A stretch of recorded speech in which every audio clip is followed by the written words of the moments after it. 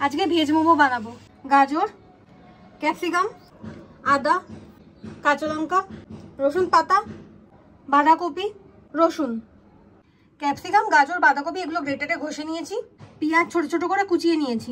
একটা বাটি নিয়েছি, তার মধ্যে বাঁধাকপি কুচি, গ্রেটারে ঘষে রাখা গাজর, গ্রেটারে ঘষে রাখা ক্যাপসিকাম, পরিমাণ মতো নুন দিচ্ছি। সবগুলোকে ভালো মতো মিশিয়ে নিচ্ছি। সবগুলোকে ভালো মতো চটকে মেখে নিচ্ছি যাতে জলটা বেরিয়ে যায়।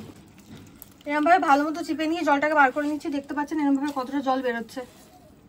চিপে ভালো করে জল ফেলে দিয়ে একটা থালাতে এইভাবে রেখে দিয়েছি। এরপর এর মধ্যে পেঁয়াজ কুচি দিচ্ছি, রসুন কুচি, আদা কুচি, কাঁচা লঙ্কা কুচি, রসুন পাতা কুচি, 1 চামচ সয়া সস, 1 চামচ ভিনিগার। যেহেতু আগে নুন দেওয়া আছে সেই জন্য এখন সামান্য পরিমাণ নুন দিলাম।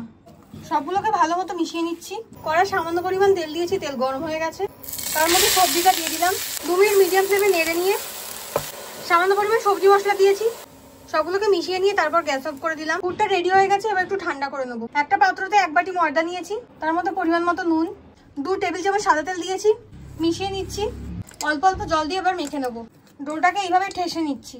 ময়দা মাখাটা একটু শক্ত মতো রাখবো। ভালো মতো মেখে নিয়েছি। 10 মিনিটের জন্য ঢাকা দিয়ে রেখে দেবো। 10 মিনিট পর ঢাকা খুলে নিয়েছি। ময়দা মেখে নিয়েছি, এবার সেটা থেকে ছোট ছোট এইভাবে নেচি কেটে নিচ্ছি। গুচিগুলোকে খুব একটা ছোট রাখিনি, একটু মিডিয়াম সাইজ রেখেছি। আর এরকম ভাবে গোল গোল মতো করে নিয়েছি। একটা মিডিয়াম সাইজের গুচি নিয়েছি, এবার সেটাকে গোল করে বেলে নিচ্ছি অল্প ময়দা লাগিয়ে। এবার তার মধ্যে সামান্য পরিমাণ পুর দিচ্ছি। খুব বেশি পুর দেবো না যাতে ফেটে না যায়, তো বুঝে একটু পুরটা দিলাম। এবার চারিদিকটা সামান্য জল লাগিয়ে নিচ্ছি।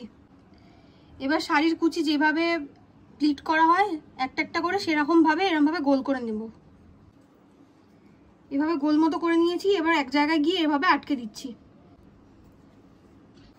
একটা বড় পাত্রতে জল নিয়ে এরকম গরম করতে বসিয়ে দিয়েছি। এরকম একটা ফুটো বাসন নিয়েছি, তার মধ্যে কিছুটা সাদা তেল মাখিয়ে নিচ্ছি। মোমোগুলোকে আমি এইভাবে করে নিয়েছি। জল গরম হয়ে গেছে। এর ওপর থালাটাকে এইভাবে দিয়ে দিলাম। তার উপর একটা ঢাকনা চাপা দিয়ে দিলাম।